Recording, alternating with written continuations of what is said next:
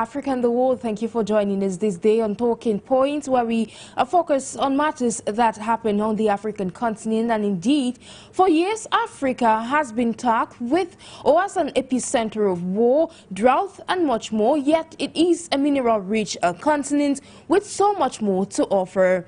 Recently, the Tanzanian President Samia Suluhu Hassan warned foreign ambassadors against meddling in the country's affairs as she fights off allegations that the government's security agencies are responsible for the recent surge in abductions and killing of opposition leaders.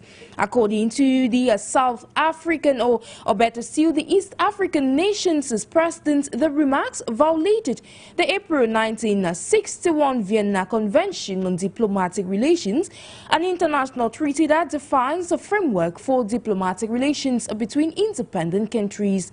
A latest happening that makes us dwell on the policy of non-interference and how it makes or mars Africa's progress. Ladies and gentlemen, join us as we shall be decrypting today's topic of discussion in the course of this edition of Talking Point. Stay with us.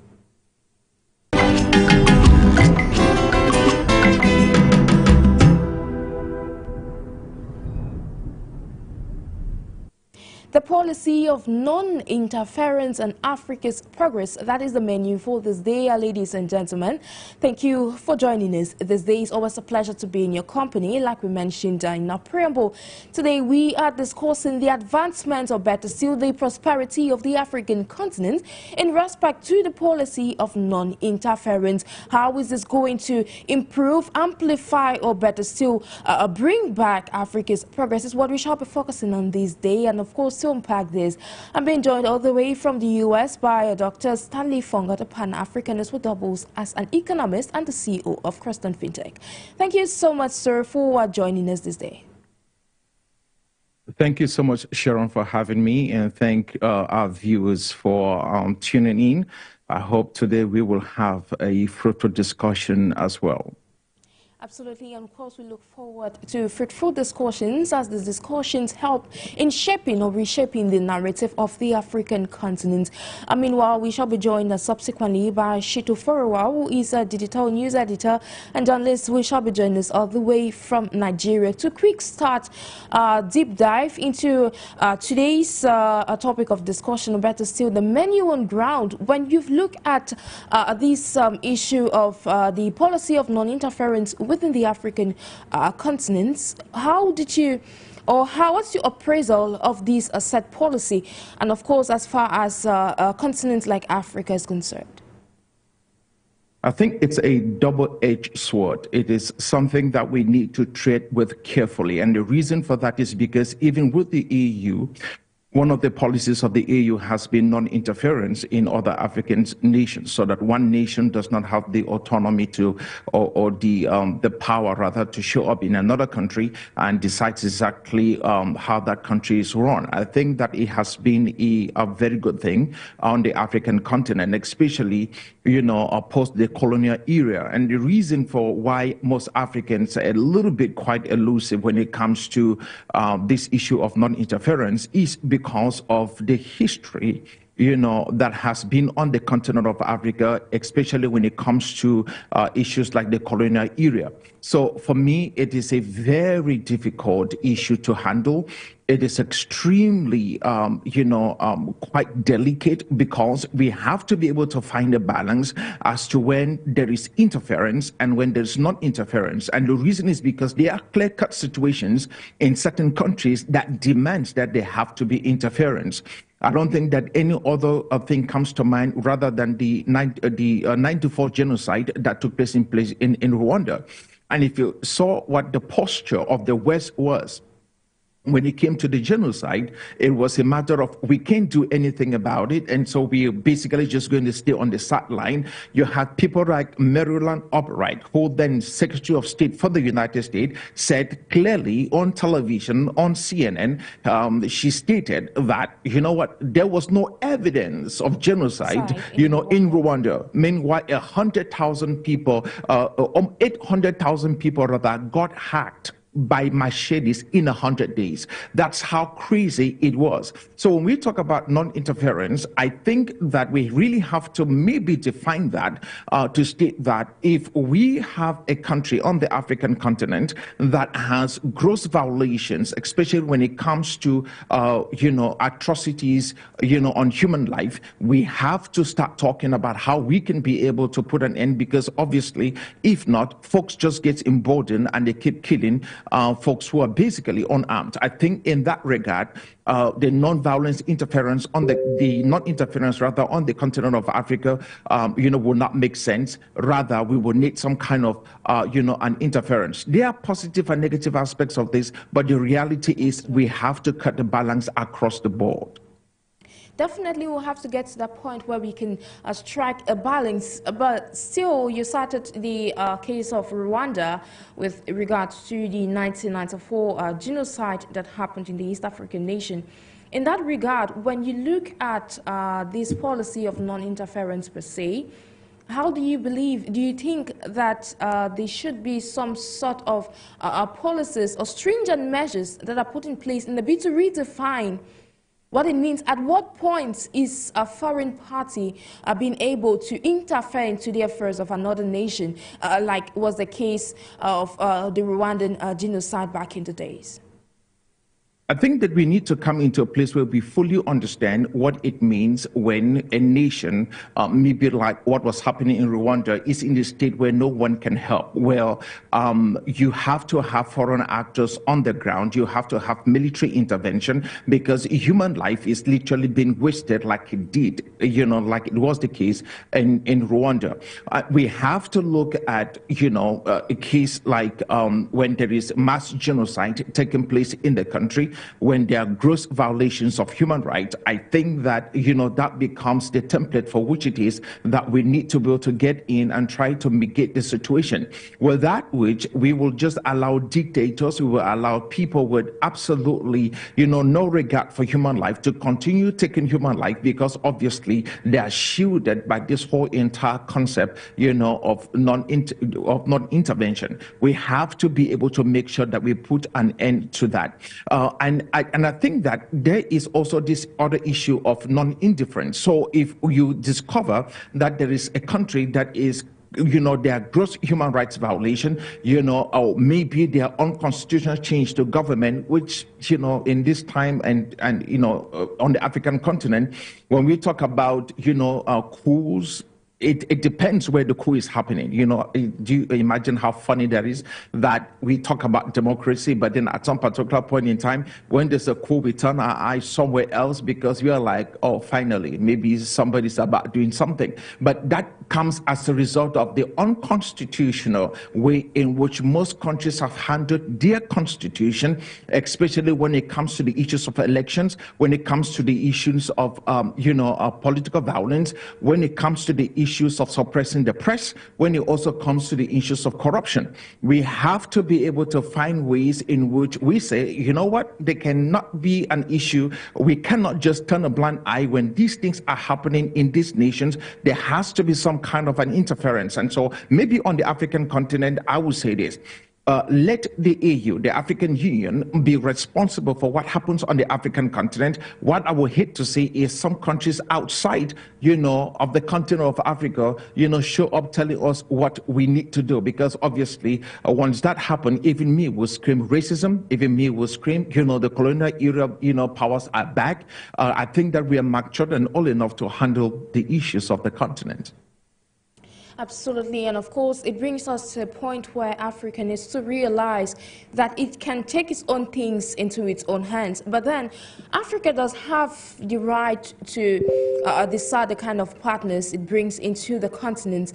Notwithstanding, when you look at the case of Tanzania, for instance, and you look at the policy of international relations, what guides two countries, or better still, countries within the continent with the rest of the world, is the ability to be able to discuss on the mutual ground with matters that relate to these countries. Now, with that in mind, when you look at the case of Tanzania, do you think it was appropriate for a foreign entity to have accused the Tanzanian armed forces of committing atrocities in the country? Do you think they were crossing the line? Well, look, I don't think that they did. I think that sometimes it's important, especially when there's gross violation. Tanzania is a place I've not looked deeply, especially since I think they lost their president. I think that it is important sometimes when there are gross violations of human rights that somebody basically speak up. Maybe in speaking up, it basically curbs and it stops some of the violence from taking place. I don't think that when we see evil, we should be able to keep quiet. What I am not interested in is when somebody literally comes into a particular country that is very stable, everything is going on right, and they start talking about human rights violation. We have laws on the continent of Africa that literally prevents us from certain things happening in certain countries, which is called the Constitution. Once that Constitution is broken, I think folks need to speak out. What I am not interested in, no matter what the situation will be, is when someone from the Western world shows up on the continent of Africa and is telling us or talking to us or lecturing us about human rights violation, especially when it comes to the LGBT community. I think that these are things that countries have their own laws, all right, and they have their own constitution. If the US or if the EU is so enshrined in their own constitution and they are so much talking about the fact that they respect their constitution, they hold their constitution sacred, I think when it comes to the continent of Africa, that statement has to also be true. It's not either or. It has to be true also on the continent of Africa. We have our laws, we have our customs, we have our traditions, we have our values, and none of these is inferior to whatever junk that the West is pushing on the continent of Africa. Our values are superior to us as a people. Our customs are superior to us as a people, and we need to hold that. So that is the only area in which I find it extremely disturbing that when it comes to areas on the continent where there are gross human rights violations, like in the DRC, where the environment is literally being destroyed because of aggressive mining, which is being sponsored primarily by the West. Nobody's saying anything about it. But we can show up in a place like Rwanda and Ghana and tell them, wait, listen, you have to believe this, you have to push this because this is what is trending. Nobody cares about that. I think that is just a farce. And unfortunately, it just alienates the African from the West. So let the Africans handle their issue. If there's any issue on the continent of Africa, I think Africans within Africa should be able to handle up the challenge. And that is how we believe things should be on the African continent. Africa is for Africans at home and abroad. Let Africans who are on the continent of Africa and those in the diaspora handle the issues that pertains to the continent of Africa. Every time the Western Bloc has decided to interfere on the continent of Africa, the story has not ended well. Look at the Arab Spring.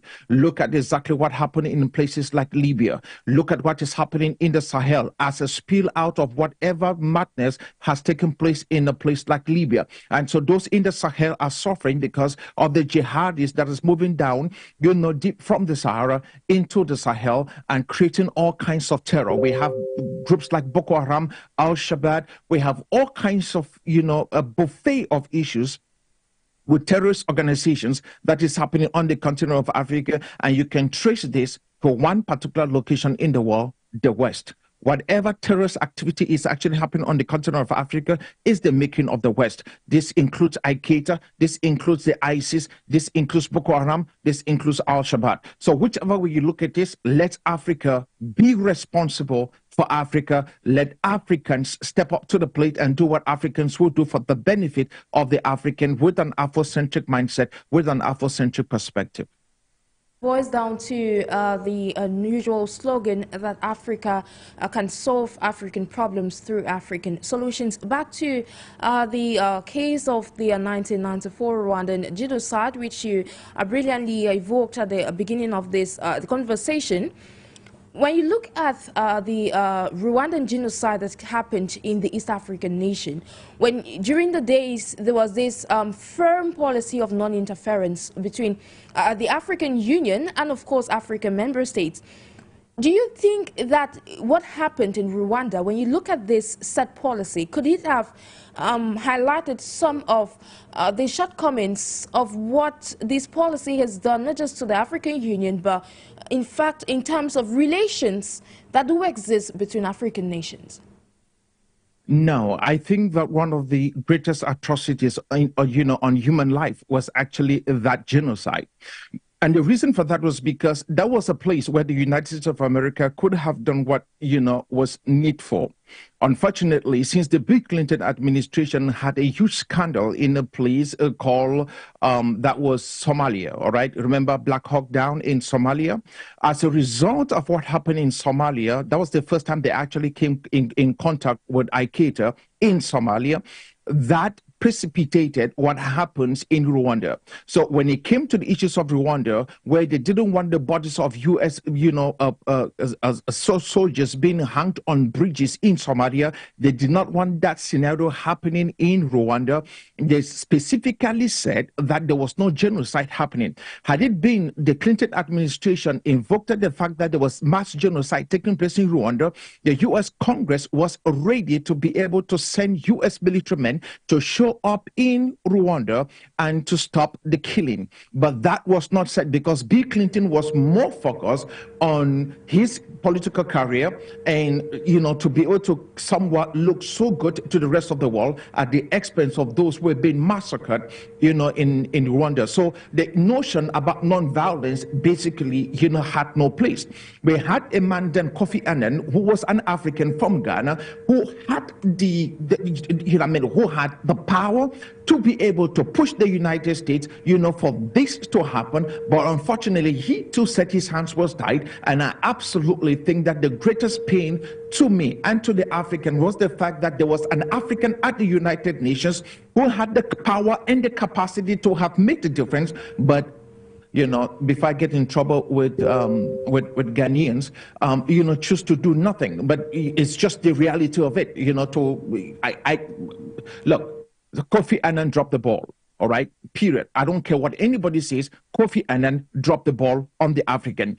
Bill Clinton administration was basically a shame. If you think that Bill Clinton was doing this just to Africans, no. Look at Bosnia.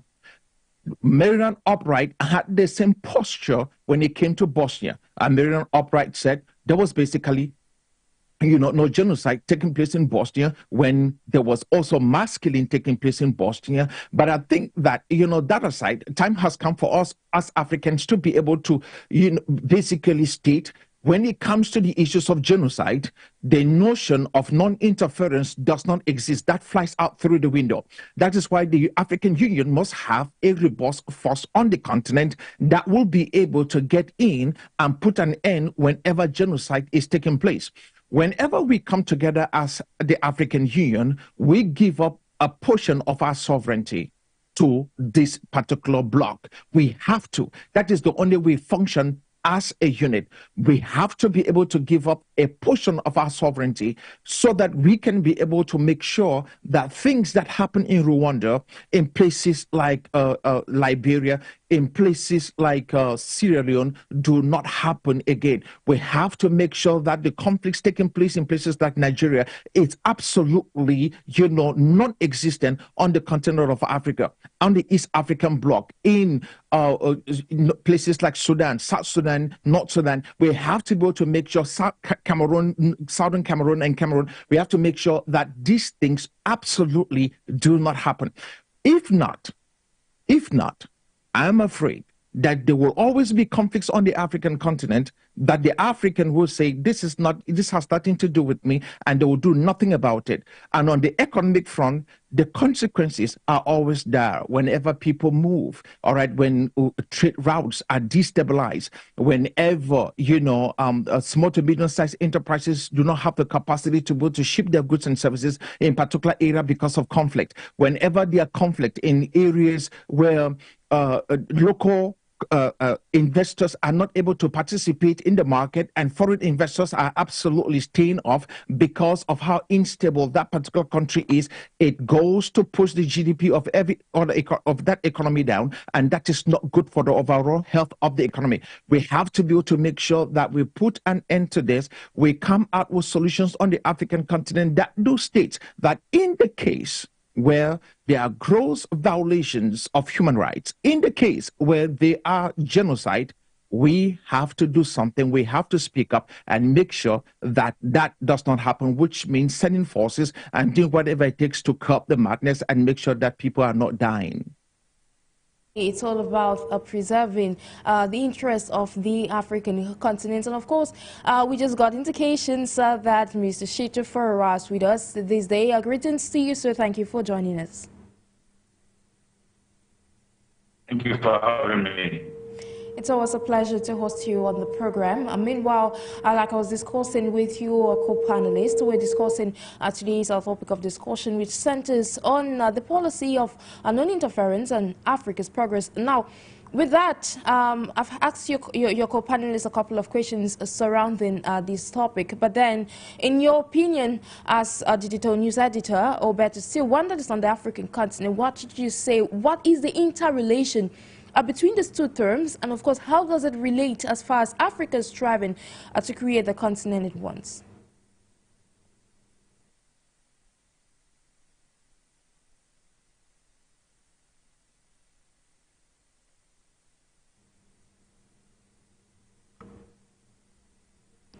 Shittu FOWORA, like I was actually asking the interrelation between the policy of non-interference and Africa's progress as far as Africa, especially at a time when the continent is striving to create the continent that it wants.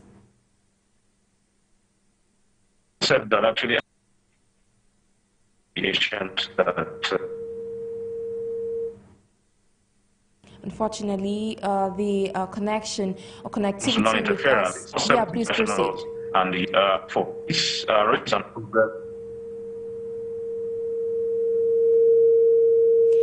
connecting with you seems to be very difficult, but we hope you will get back to us, Shittu FOWORA. Meanwhile, I'm going to proceed with you, Professor, but still Dr. FONGOD.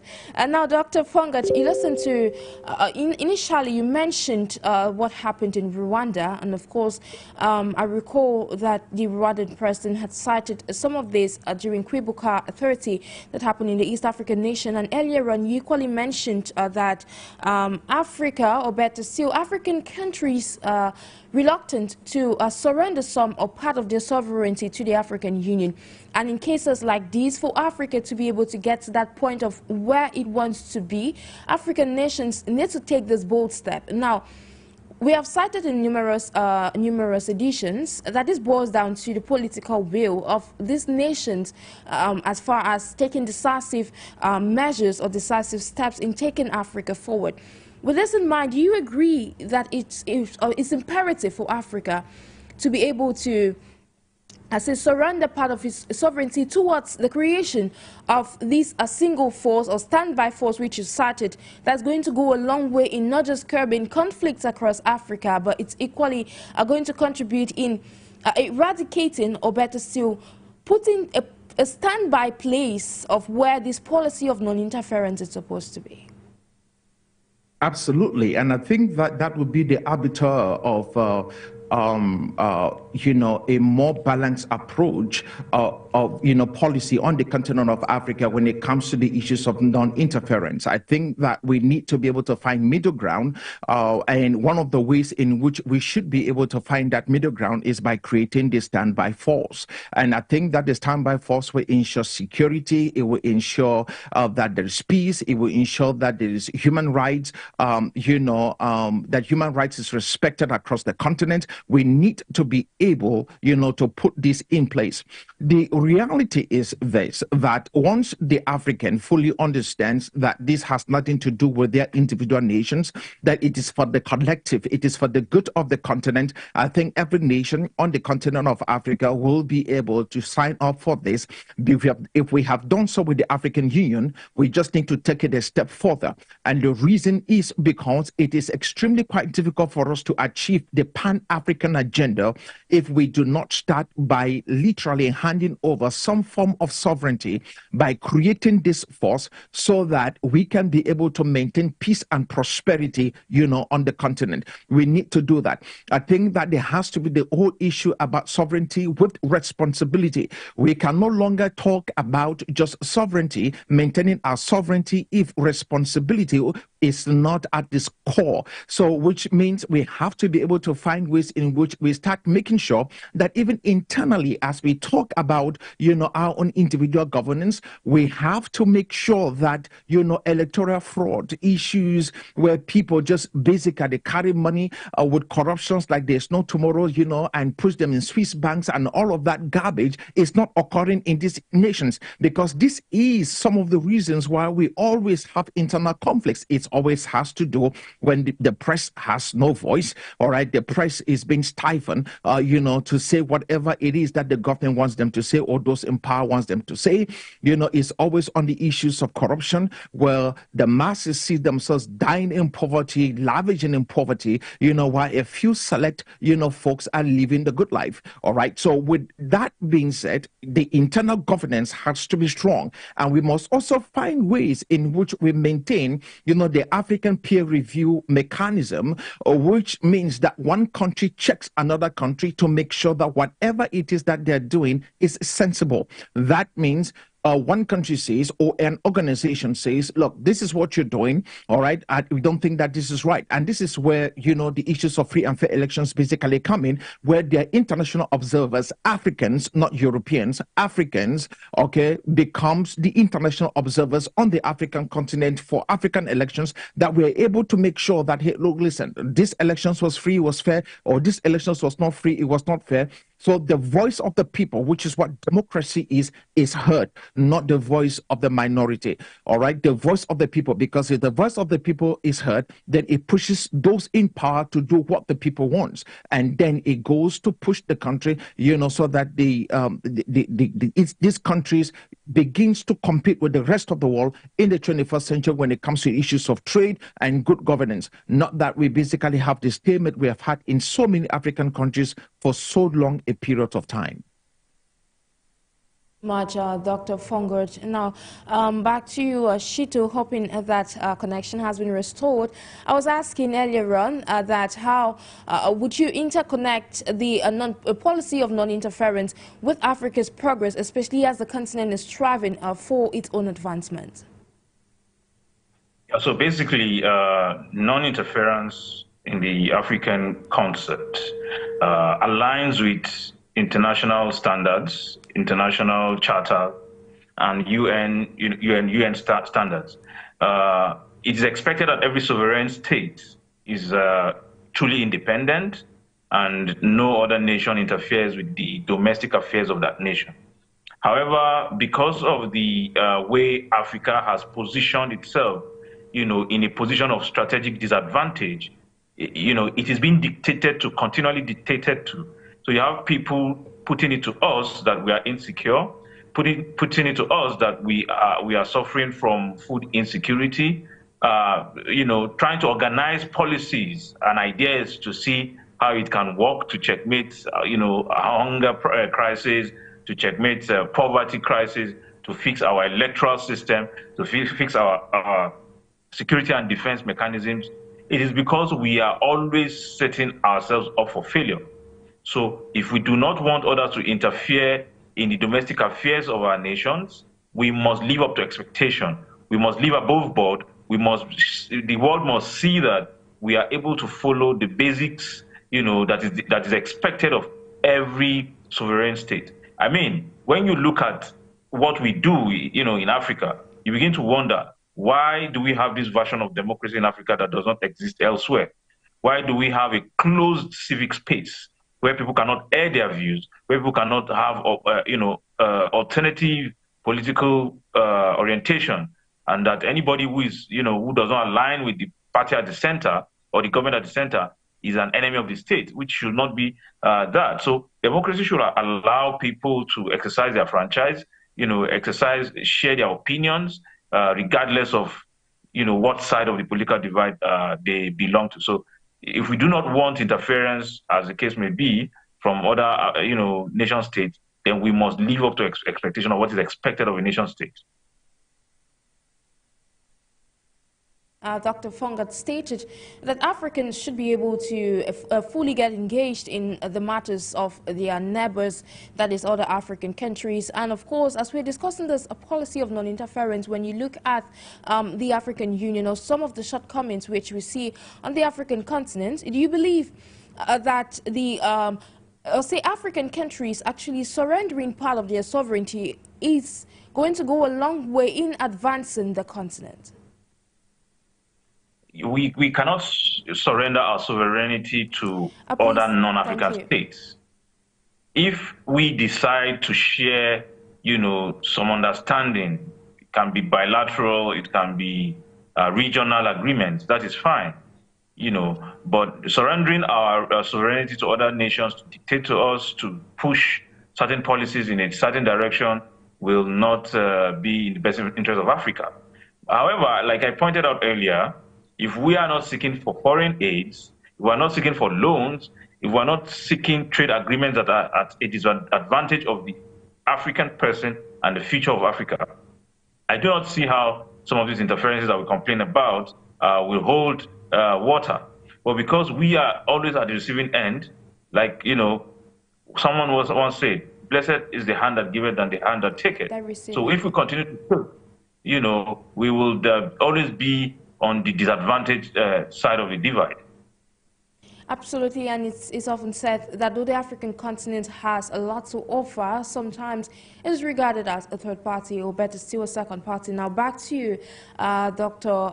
FONGOD. Now Africa, like we mentioned earlier on, has the right to choose its own partners, but then these partners, or that the partners that the African continent choose to let in, is either going to foster the growth of the continent or better be disadvantageous to Africa. With that said, in recent times, we have observed that Africa, or this increased rapprochement between African countries and the rest of the world, I would not like to cite some of these nations, but then at what point should Africa be able to draw the line of non-interference? I think Africa should always draw the line for non-interference. We have had a history on the continent of Africa, especially when it comes to the rest of the world, the West, the Eastern Bloc, it doesn't matter. We have had that history on the African continent that clearly states that the West is not interested in the African.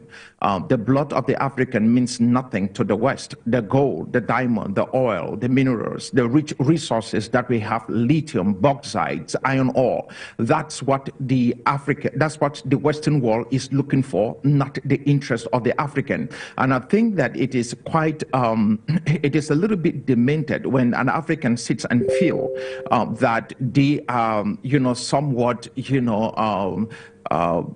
being looked upon by the West as some real person on the continent of Africa. So far as the Western Bloc is concerned and their policy, so far as Africa is concerned, the African does not exist. What exists on the African continent, or what is in their focus, is the mineral resources, because obviously they are collecting from the Africa to build the West. They are collecting from the Africa to build the East.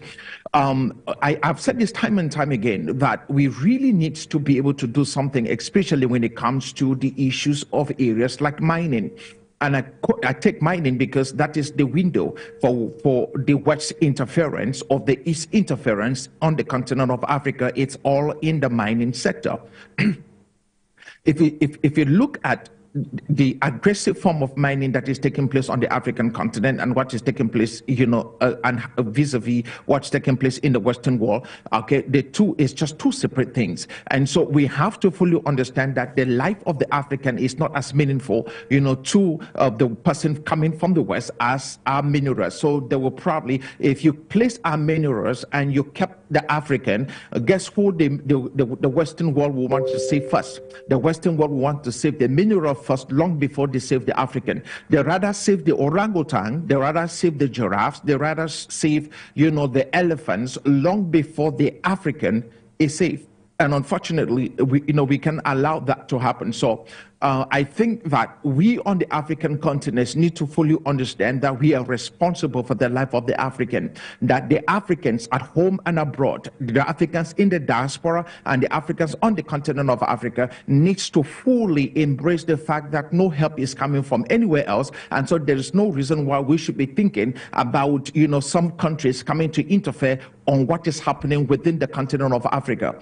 We have grown men, we have adults, we have statements, we have educated men on all fronts, on the political front, on the economic front, on the area of engineering. We have all forms of humans existing on the African continent in terms of their intellectual prowess. Why not allow these people to be able to set the policies, the framework to which it is that the African absolutely operate within? We need to be able to do this so that the goodwill, okay, of the African for the African can prevail. That's the only way in which we basically make this work. And secondly, I think that our educational system must also now focus on being able to project the African as the hero, to project the African absolutely as the hero. If you look in the West, if you look in the Western world, yearly, the Pentagon will set out a budget just to project films that show the military, the U.S. military, as a savior around the world. You will never watch a film produced in Hollywood where the U.S. soldiers, where their butts got kicked somewhere else. Somehow, they have to show themselves, there must be a hero that emerges out of that. It's all about perception. It's all about global perception as we look at the United States. We basically have to create that also, but this time around, we are not trying to impress the West. We are not trying to impress the Eastern Bloc. We are trying to impress the mind of the young African. We want the young African to see the continent the same way in which he sees the United States, and the same way in which he sees Europe, in the same way in which he sees the Eastern Bloc.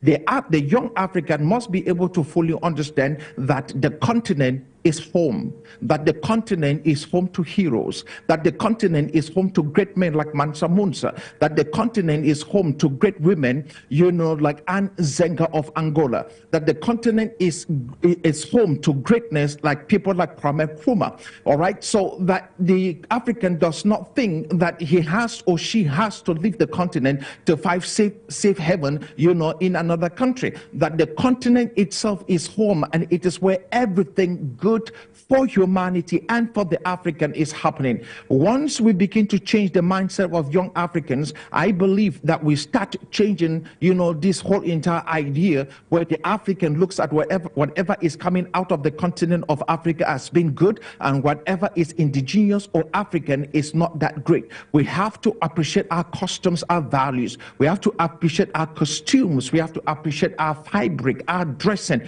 We have to embellish ourselves in that. All right, and says, yes, this is who we are, and let the rest of the world come and enjoy what we have. I believe that we should fully say no to any interference that comes from the outside. They did not do it when it came to the Rwanda genocide in '94. The issues in Darfur was not settled by them. That has become an issue. The Sahel was burning for years. Nobody said anything, but now things are changing. I think that we basically must literally look at the data and say to ourselves, we have plenty of data to look to. This is not a single variant analysis, it's actually a multivariate analysis. We can be able to say, we have looked at this multiple ways for multiple points of reference, and we are saying Africa needs Africans, not Europeans, or not anybody else coming from outside of the continent. Let us focus on Africa as Africans with Africa in mind. Absolutely. It's all about having Africa in mind. Now, thank you so much. And I'm glad you cited some of those key points, which is the main focus of today's conversation. Meanwhile, I'll be taking you back to you, Shittu. Do you share the same opinion as your co-panelists? Yeah, I do. Africa must, move from the please, thank you. Now, it's about saying that you should unmute your mic, but it's okay. Yeah, so Africa must move from dependency to collaboration until we get to that point where, we strengthen ourselves, we strengthen regional security, we strengthen even agricultural security. We're able to collaborate on trade and investment such that we are a lot better when we do things within ourselves. That way, we understand certain nuances that is very common to Africans, as against allowing external, interference, be it from the East, or from the West. So again, beyond that, we should also understand that most economies of the African states are mono economies. We must learn how to diversify our economy such that we begin to attract, investments, goodwill, and even people from across the world. It is a beautiful thing to see how people troop to, to United States, UK, Australia, seeking better life, seeking better living conditions. I want to see an Africa where we would have other people coming into the continent because they seek better life and a better future. So we need to do that, rely more on ourselves, look inward as against looking, outward. That way, we'll have an Africa that we are all proud of. Absolutely, it's all about having the Africa we're proud of. Shittu, when you look at the West African countries, I'm talking specifically of Mali, Burkina Faso, and Niger. Those were three countries that we saw following the coup. We had this foreign interference coming in from France, and we saw those countries that went ahead to I'd say to deplore some of these comments that were made by France, but then they were able to send these foreigners out of the country, and you see that as of now, these three countries seems to be thriving in their various sectors in terms of economic growth, in terms of security, and otherwise. But then when you look at these countries, do you believe or do you share the same opinion that the policy of non-interference could have some of its advantages? Yeah, I do. Non-interference will definitely place these countries, a lot, in the front burner, because again, if you look at the growth of Francophone countries that have been stalled in the past few years, a lot of it is tied to the interference from France. And so now that France is no more, a major player, don't forget they have vested interests in terms of investment, in terms of presence, security, and all of that in most of these countries. So it is not as if they are completely wiped off. They may not be physically present there, but some of their, they still have some stakes.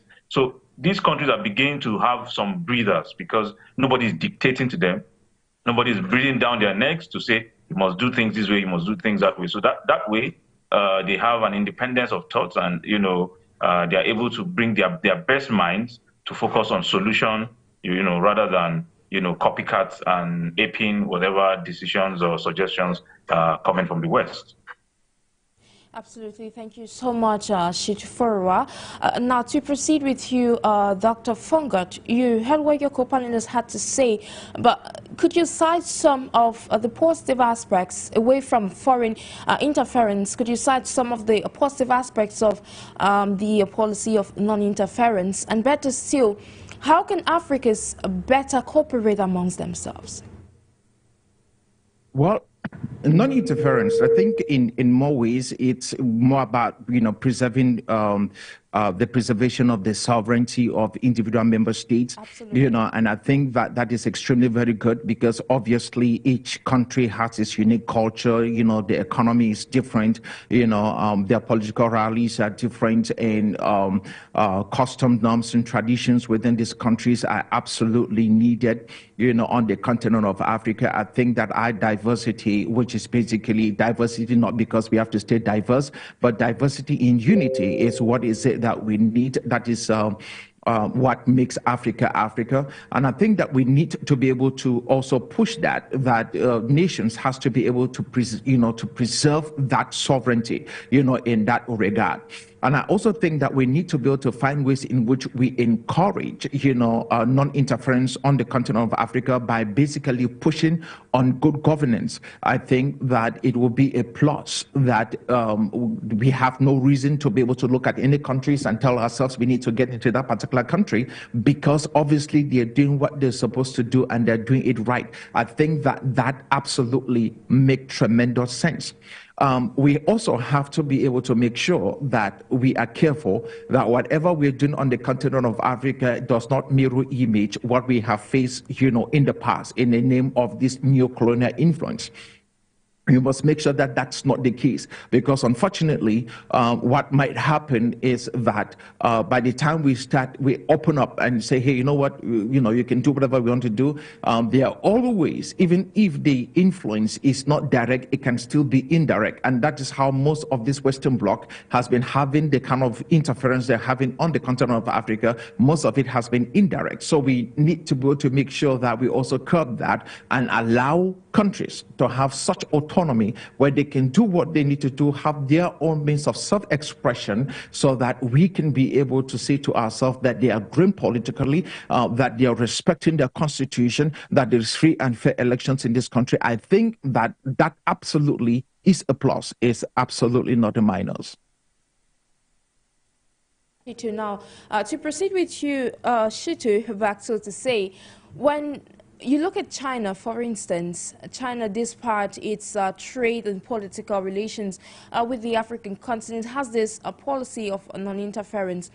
But then you've cited other countries are gradually getting close to the African continent. In that regard, you earlier on cited in our previous edition of Talking Points that Africa needs to fix itself internally so it can be able to go globally in terms of international relations. And of course, not forgetting that as there are international conventions that do have some limitations to the African continent.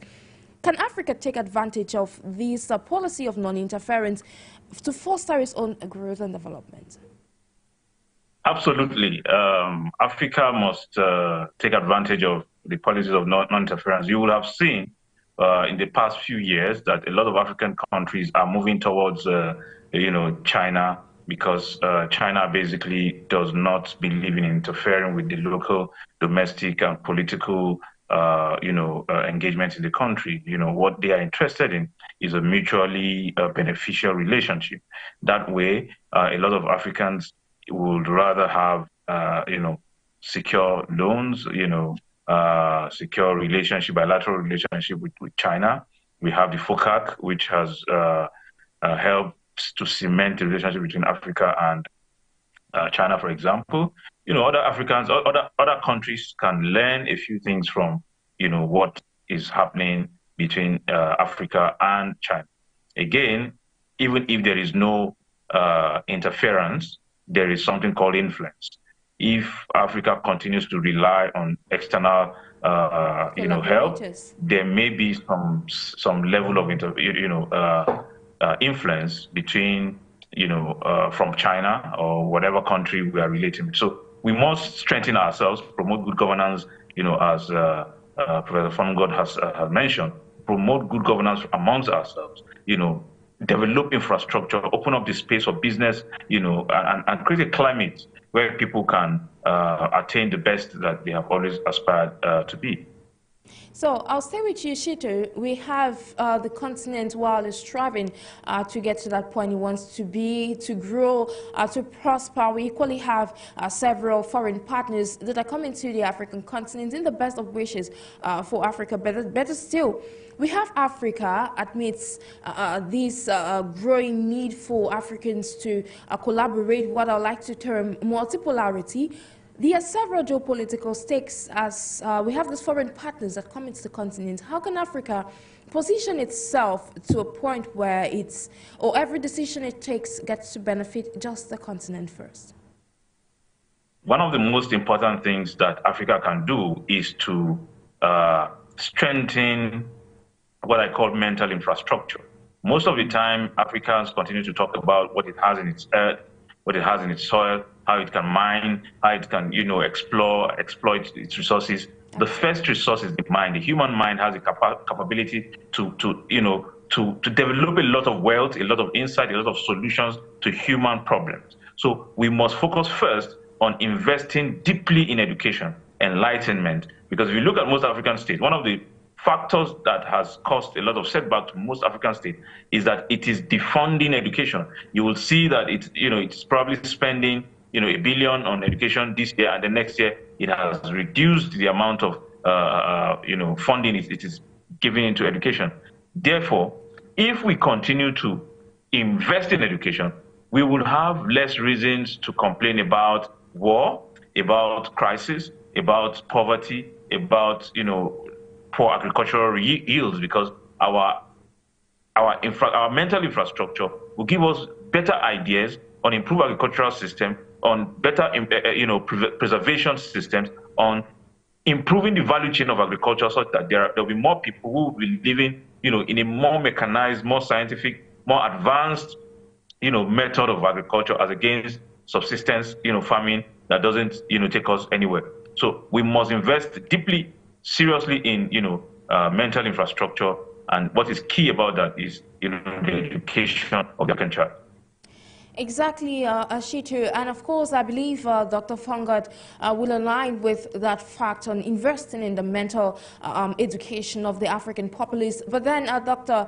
FONGOD, what's your take as far as we've cited on numerous occasions that it is time and imperative for the African continent to be able to revamp the educational system, so it gets to inculcate into the African, especially the young Africans, what is at stake, what Africa needs to do for it to get to its point. So say, are we schooling them about the history of the continent, and of course what is necessary or in the context of the African continent. Now, as far as the education sector and these aspects of improving the mental education of Africa is concerned, what do you have to say about that?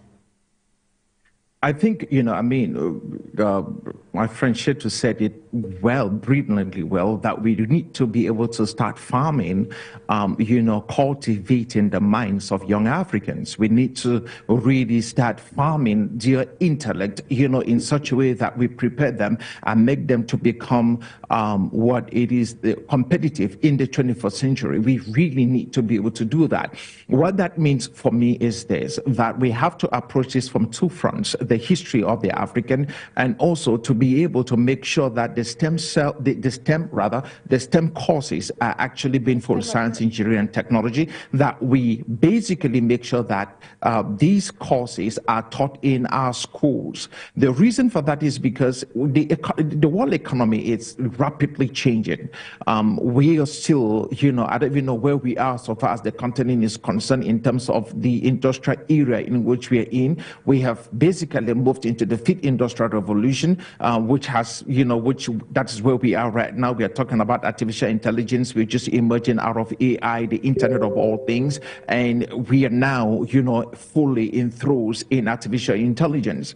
We do not have the kind of infrastructure on the continent of Africa to do a lot of the things that the rest of the world, are absolutely doing right now. We need robust data centers. We need to be able to create up infrastructure that will be able to transmit data. We need those in rural areas to have access to the internet. We need to get young people learning online on e-learning platforms. We need to create an environment where young people learn how to do coding. We need to create an environment where people who are on the continent of Africa with some tech skills can be hired and work without having an interruption, in terms of the internet connectivity. Secondly, also in terms of power, we need to be able to set those infrastructures as well. The reasons why I say that is because as good as will be the courses that the young African learns, which will absolutely be in technology, because that's where the world is moving now, those that learning will only be good as, you know, a robust internet system or infrastructure that allows the African to be connected uninterrupted,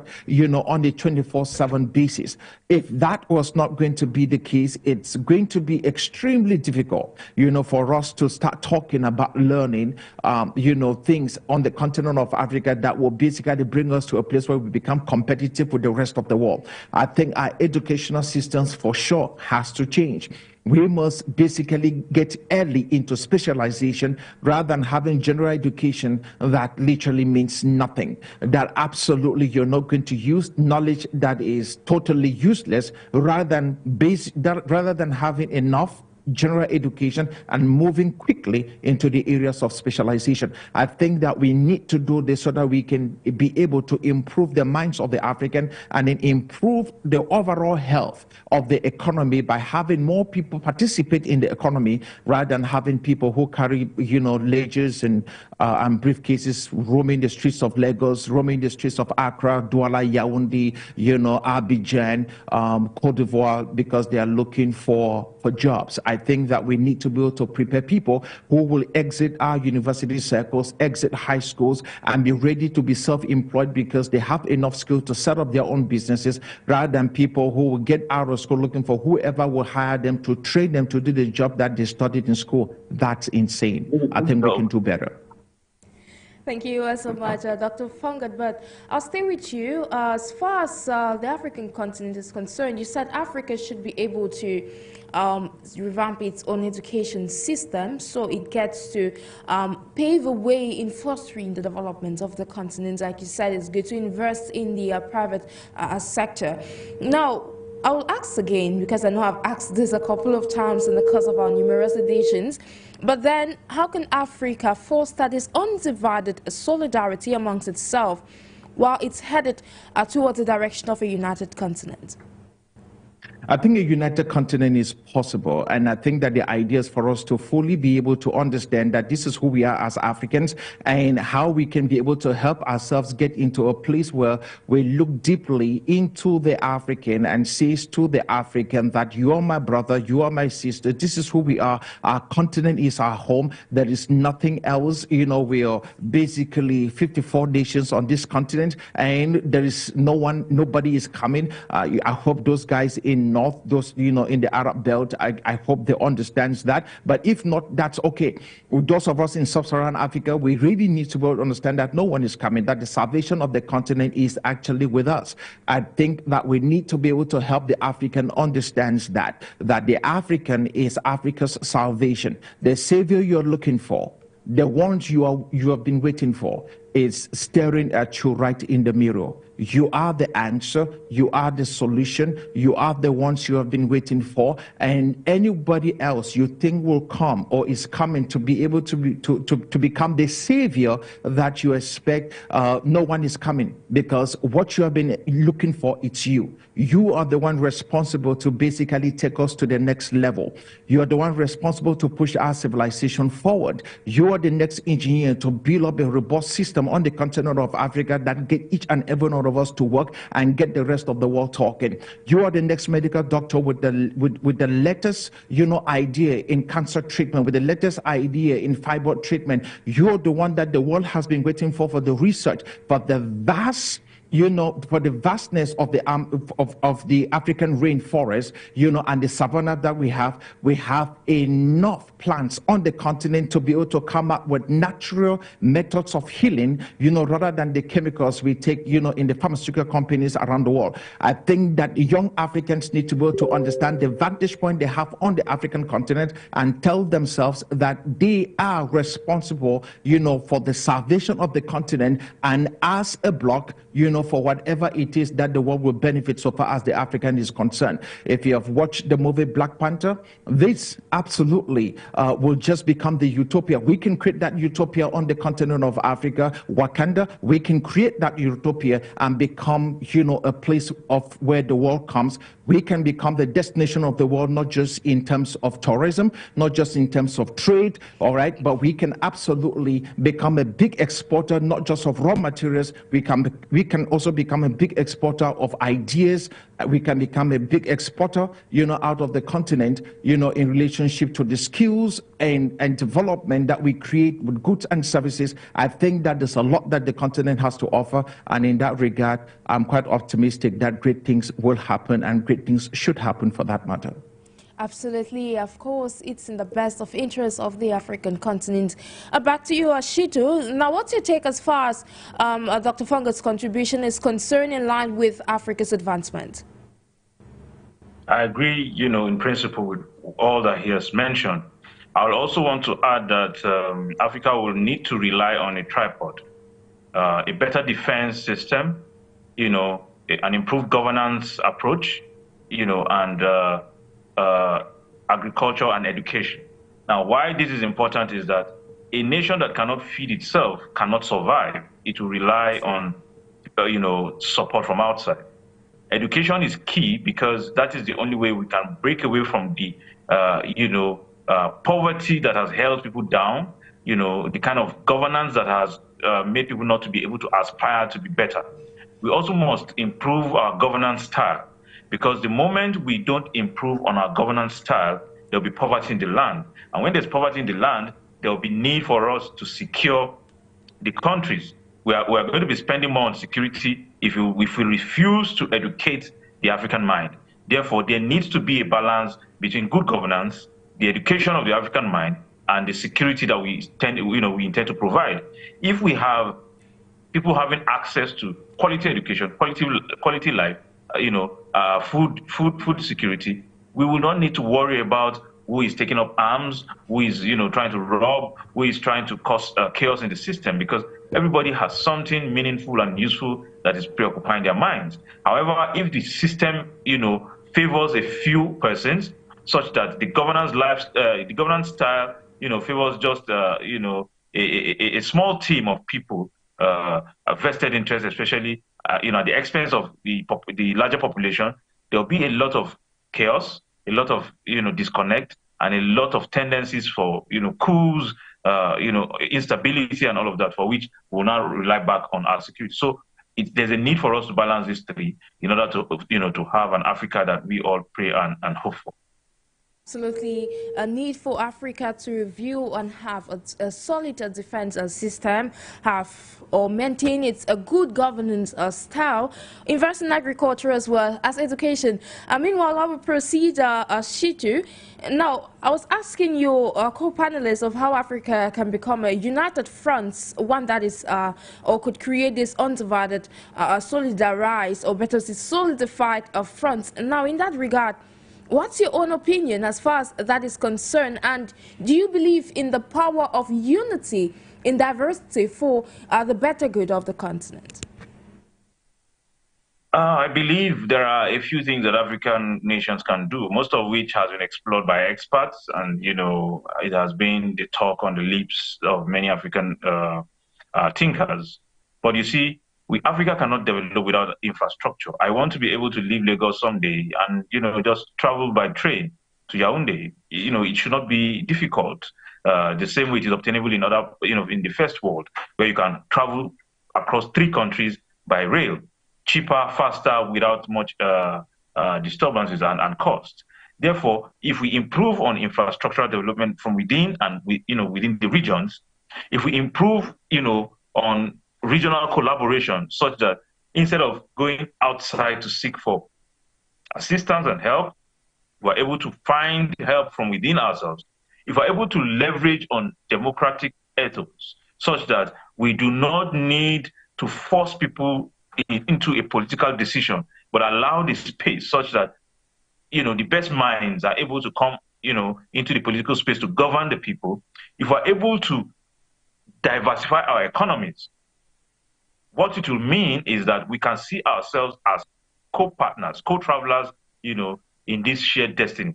But if we continue to suppress the will of the people and loot funds that are meant for infrastructure and refuse to collaborate in areas where we can find more strength, then Africa cannot move beyond its teething stage. Its struggle will continue, will remain, and will end up just doing a lot of expositions and without putting words to action.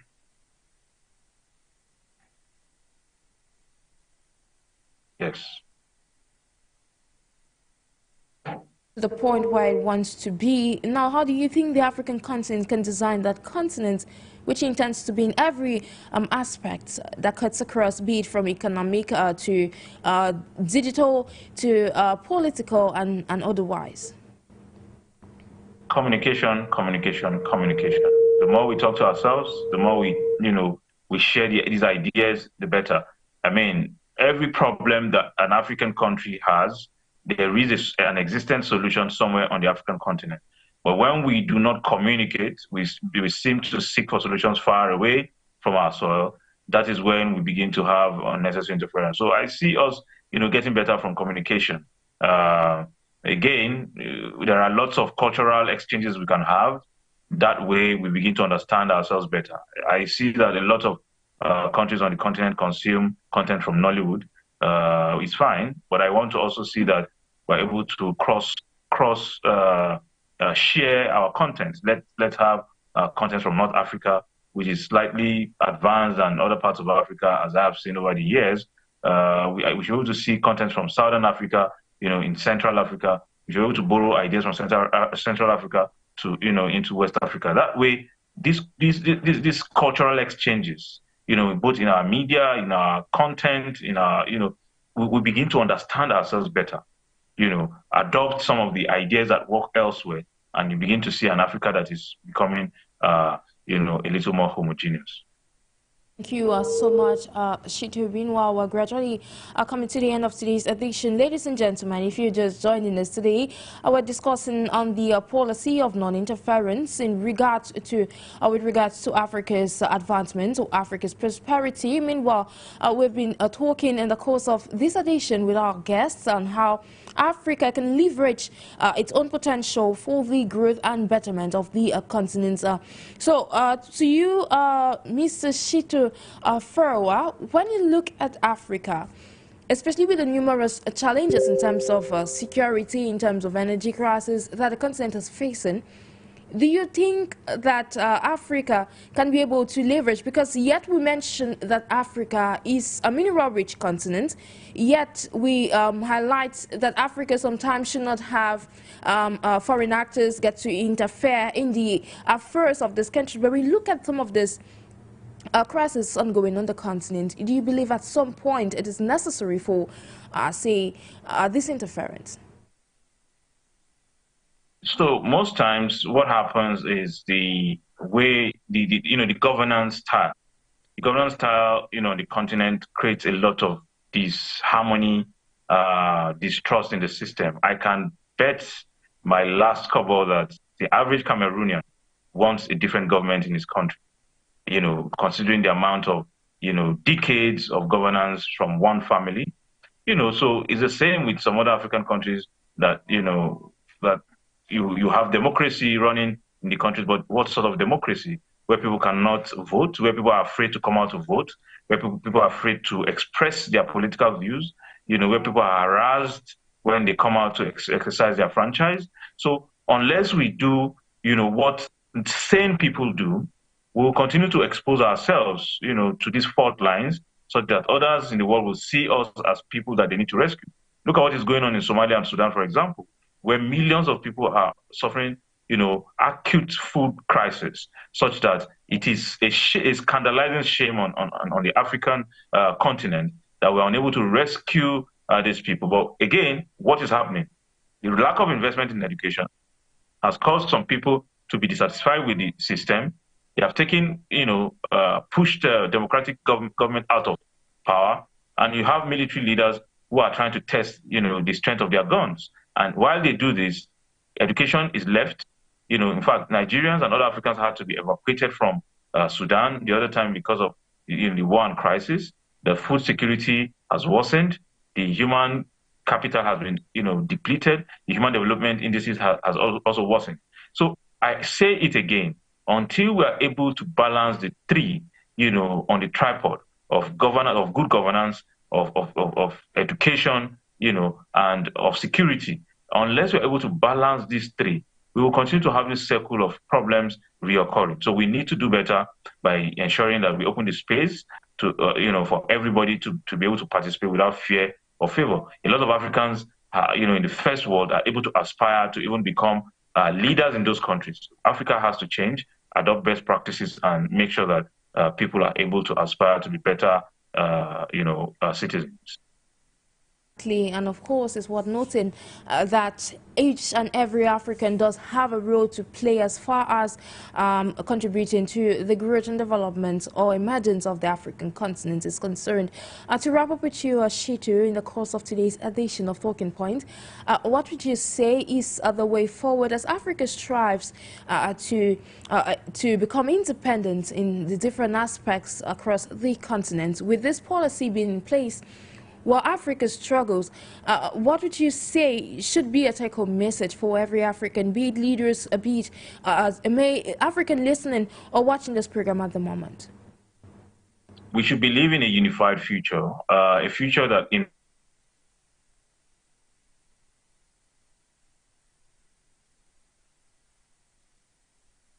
Yeah, we lost Shittu. Hopefully he's going to get back to us. But we're wrapping up today's edition of Talking Point on... okay, we just got Shittu back on today's edition of Talking Point. To wrap up with you, I was asking that what message do you have for Africans as they take on this course to change the continent? To change the continent, we must believe in ourselves. We must see ourselves as co-travelers, in the grand scheme of things. The child on the street that is not going to school will become a threat to the child, who we are sending to school. So we shouldn't assume that, we can allow everybody to just do whatever they want to do. We must be concerned about what is happening on the streets, to our neighbors and even countries around us. Therefore, we must continue to engage those in government. Voting alone is not enough to ensure that you have good governance. When you vote people into power, you must continue to demand for accountability, you must continue to demand for good governance, and must continue to demand for inclusivity, such that people will feel that the governments represent their views, their hopes, and aspirations. That way, we begin to open the space for better governance, for a healthier space for investment, for tourism and education, and then, a sane place where people can begin to be proud of as their home.